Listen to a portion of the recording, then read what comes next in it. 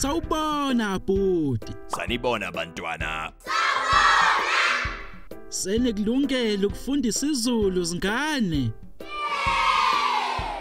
Okokuqala, niyawakhumbula lamagama.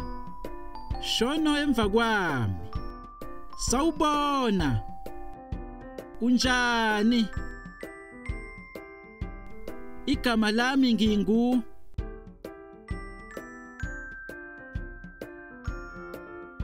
Manje ke asifunde namagama amasha.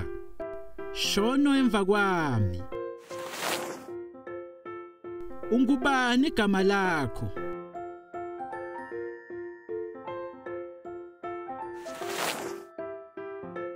Uphuma kuphi?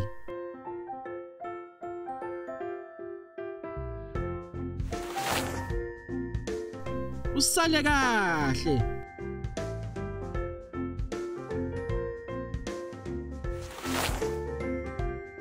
Uhambe kahle. Kuhleke. Isikhathi sokuthi sibukele, sifunde. Sawubona. Unjani? Ungubani igama lakho? Kuhle. Sekungaweke manje. Ungakuthola ukuhunyusha okulungile. Ingabe ngu A noma u B noma u C?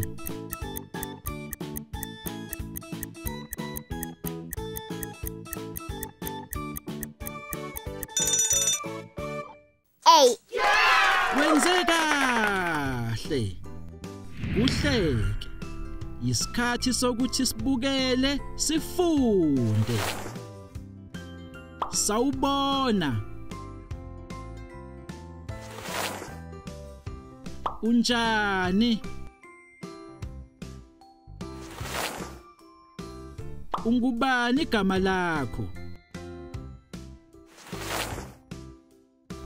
Uphuma kuphi?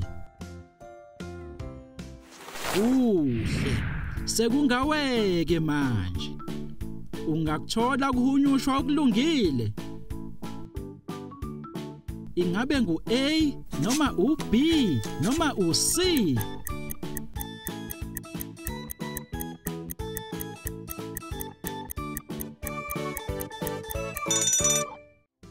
C. Wenze kahle. Uhleke. Isikhathi sokuthi sibukele, sifunde. Sawubona. Unjani? Ungubani igama lakho? Uphuma kuphi? Usale kahle. Uhambe kahle. Kuhle. Sekungaweke manje. Ungakuthola ukuhunyushwa okulungile. Ingabe ngu A noma u B noma u C?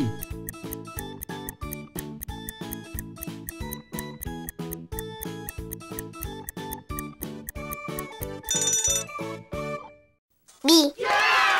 Wenze kahle.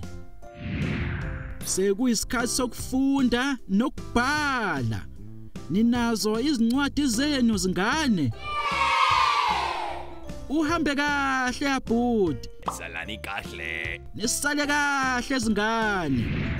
Sizobonana esikhathini esizayo.